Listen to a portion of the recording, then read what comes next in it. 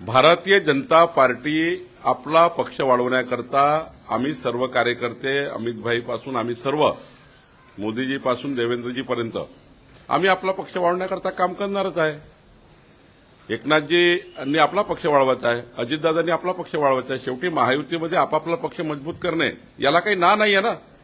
त्यामुळे हा विचार काय करता आपण की अमितभाईंनी त्या ठिकाणी म्हटलं की स्वबळाव नाही म्हटलं त्यांनी त्यांचा अर्थ वेगळा घेतला। आपण सर्वांनी मजबूत भारतीय जनता पार्टी, प्रचंड ताकद असलेली भारतीय जनता पार्टी, 1,51,00,000 मेंबरशिप असलेली भाजपा, 1 लाख ऍक्टिव्ह मेंबरशिप असलेली भाजपा, अजून भाजपाला मजबूत केलं पाहिजे, पक्ष आपला मजबूत केला पाहिजे, पक्षाचे कार्यालय मजबूत झाले पाहिजे आणि सोबत महायुतीमध्ये 51% लढाई जिंकली पाहिजे।